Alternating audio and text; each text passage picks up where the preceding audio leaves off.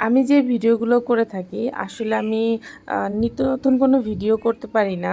কারণ যেহেতু আমি একটু বাহিরে কাজ করি, দ্যাট মিন্স আমি একটা ছোট চাকরি করি।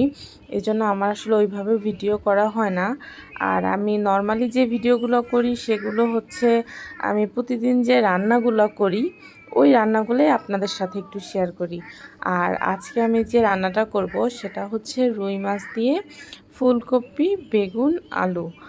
ভেবেছিলাম যে বাজার থেকে একটু সিম নিয়ে আসবো, কিন্তু আজকে বাজারে যাওয়ার পরে দেখি সিমের যে দাম, আসলে তারপরে আসতে সিমটা কেনার সাহস পাইনি। যাই হোক 300 টাকা কেজি।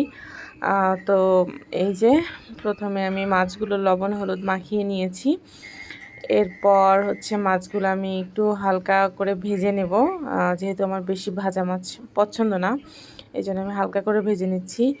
আর কড়াইতে একটু আগে একটু ঝোলের তরকারি করেছিলাম, তো এই জন্য আসলে মাছগুলো উঠতে চায়নি ওইভাবে, একটু ভেঙে ভেঙে যাচ্ছিল। যাই হোক, তারপরে যে আমাদের মাছগুলো ভাজা হয়ে গিয়েছে। এবার যে মাছ ভাজার যে তেলটা ছিল ওই তেলে আমি পেঁয়াজগুলো দিয়ে দিচ্ছি, একটু কাঁচামরিচ দিয়ে দিলাম।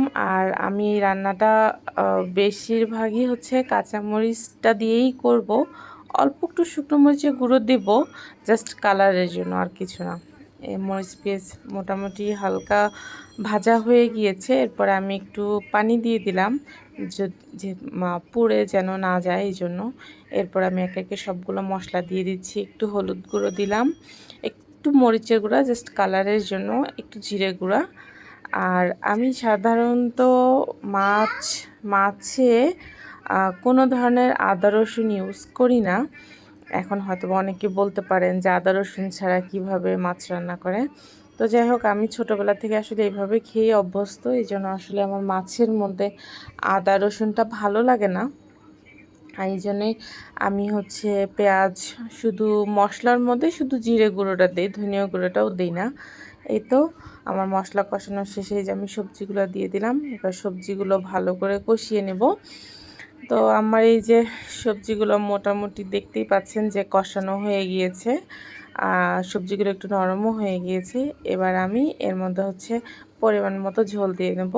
আর সবজিগুলো সিদ্ধ করতে যতটুকু পানি প্রয়োজন, এই যে পানি আমি এই মগটা 1.5 মগ পানি দিয়েছি। তো এবার হচ্ছে বলক আসার জন্য ওয়েট করব, এই জন্য ঢাকনা দিয়ে ঢেকে দিচ্ছি।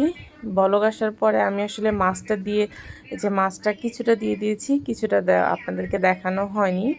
তো এই যে মাছটা দেওয়ার পরে আমি হচ্ছে কিছুক্ষণ রান্না করে নামানোর আগে আগে ধনিয়া পাতাটা দিয়ে দিলাম। আমার রান্নাটা এই পর্যন্তই। আপনাদের কাছে কার কার আমার রান্না ভালো লাগে, আর যদি ভালো লাগে তাহলে লাইক কমেন্ট শেয়ার করবেন। আল্লাহ হাফেজ।